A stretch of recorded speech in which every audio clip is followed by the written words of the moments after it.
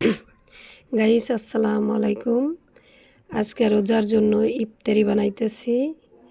বেগুনি, আলুর চপ, পেঁয়াজু, ছোলা, সেই বিচি আছে সেইগুলা ভুনা ইত্যাদি এইসব বানাইতেছি। আপনারা দেখতে থাকুন ভিডিওটা। শাকের চপ, শাকটা ধুয়ে নিব, পানি দিতে আসি আস্তে আস্তে ধুয়ে নেই। ধুয়ে নেওয়ার পর কতক্ষণ না ধুইলে তো ময়লা যাইবে না, ময়লাটা যাই নোক। পানিটা চিপুর দিয়ে নই, পানিটা চিপুর দেওয়ার পরে তারপরে গুছিয়ে নেই, হাতের ভিতরে কেটে নই। কেটে নিয়ে কুচি কুচি করে কাটতে হইবে। কেটে নিতে আসি। কাটা হওয়ার পরে সম্পূর্ণ কোটা হয়ে গেছে। এখনে রেখে দেই এক পাশে। বেগুনি, ডিম চপ, আলুর চপ, শাকের চপ আর বেসনটা গুলিয়ে নিতে আসি। বেসনটা গুলানোর শেষে ভালো করে ফেটিয়ে নিতে আসি। ফেটিয়ে নেওয়ার পর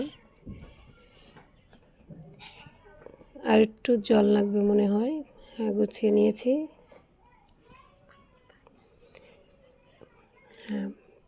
পানি দিয়ে ভালো মতন গুলিয়ে নিয়ে এক জায়গা করে রাখতেছি। এই দেখেন চুলায় দিয়েছি ছোলা বুনে, তেল দিয়ে দিছি। তেল দেওয়ার পরে প্রথম দিলাম ডিম চপ। ডিম চপটা দিতে আছি। তেল গরম হয়ে গেছে। আর একটা দিয়ে দেই, দুইটা দিয়ে দিলাম।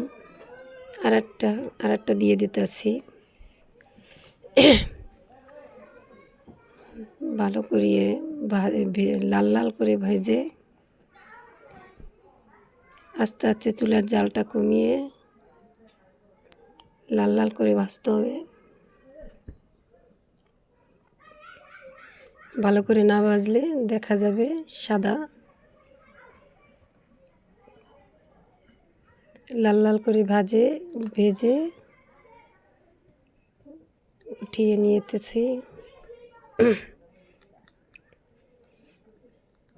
ডিম চপ ভাজা শেষ। এখন দিতেছি আলুর চপ। আলুর চপটা হয়ে গেলে দিতে হবে। আর একটা দিয়ে দিচ্ছি আলুর চপ। কেন 4টে করে ভাজা যায়, অনেক ভাজা হয়ে গেলে আলুর আলুর চপটাও উঠিয়ে নিয়েছি। এখনই ভাড়ায় রেখে দিলাম। এখনে দেব বেগুনি একটা দিতে আছি। একটা দিয়ে দিচ্ছি, আর একটা দিয়ে দিলাম। চুলার আঁচটা বেশি বাড়িয়ে গেছে, একটু কমিয়ে দিতে হবে। উল্টিয়ে দিলাম। উল্টানোর পরবর্তীতে উঠিয়ে নিলাম।